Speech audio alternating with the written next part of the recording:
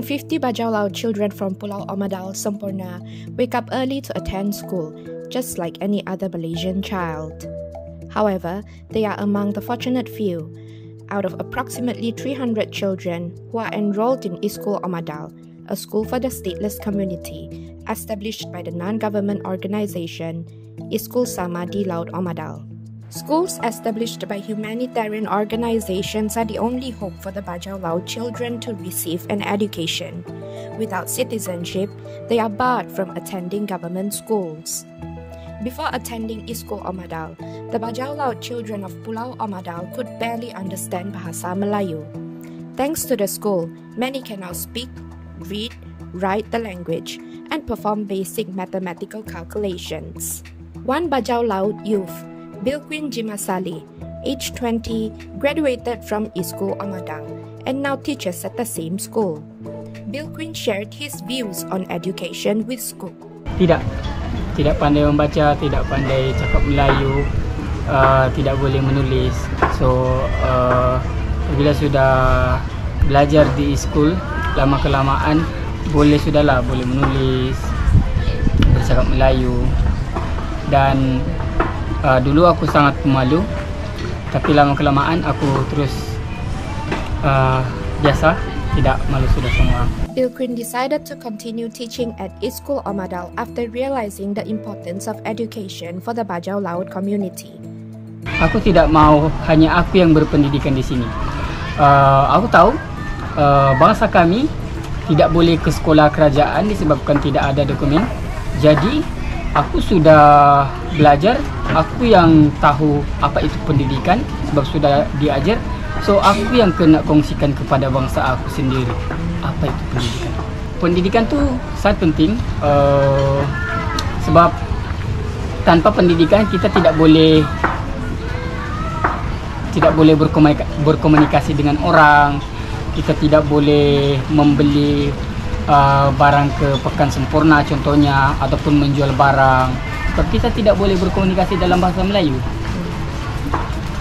Jadi juga penting membaca ataupun mengira, sebab kami bangsa Bajau Laut ni tidak semua boleh mengira, tidak semua boleh membaca sebab kami tidak mempunyai pendidikan. Jadi aku rasa sangat penting supaya kami tidak kena tipu. Aku sangat percayalah dengan bangsa aku sendiri, dorang mahu betul mencari tahu tentang pendidikan.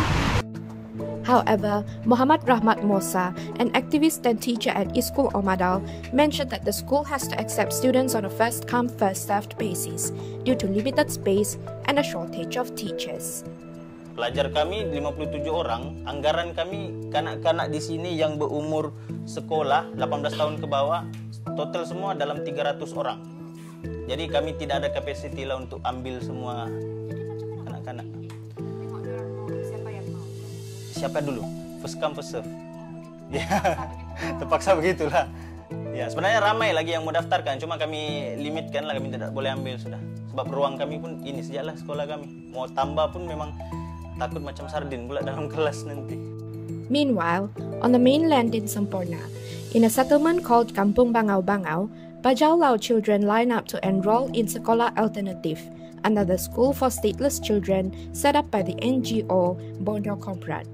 Due to the encouraging response from students, Borneo Komrad founder Mukmin Nantang decided to establish University Alternatif for those who have graduated from Sekolah Alternatif, providing the Bajau Laut people with an opportunity for higher education. University Alternatif ini fokusnya adalah untuk pelajar-pelajar ataupun mahasiswanya meneroka ilmu-ilmu baru di dalam universiti, meneroka ilmu-ilmu di dunia ini lebih mendalam.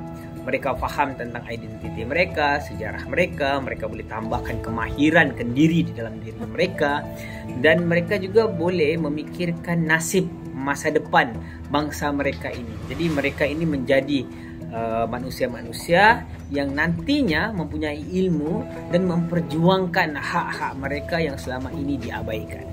University Alternative student 18-year-old Jai Jericho Omar shared that the university has given him confidence, making him feel normal, just like other Malaysians. sebelum ini saya kecewa sebab satu tidak ada queue apa semua. Setiap saya selalu kecewa kalau orang tua saya bergaduh dengan jiran rumah. Jiran rumah ini kebanyakannya orang berdokumen, jadi setiap bergaduh akan membabitkan masalah soal dokumen. Kamu ini pendatang lah, tiada IC lah, tiada surat lah, bukan kamu dari warga sini. Itu membuatkan saya rasa sedih lah. Kalau buat masa sekarang kalau perbezaan apa semua ada. Kalau macam perbezaan sekolah, saya pun ada sekolah dan sekarang saya sudah university. Jadi saya bersyukur, saya tidak kecewa dengan pendidikan saya, cuma saya kecewa dengan masyarakat saya sendiri masih belum sangat menerima kami yang kami itu wujud sebenarnya.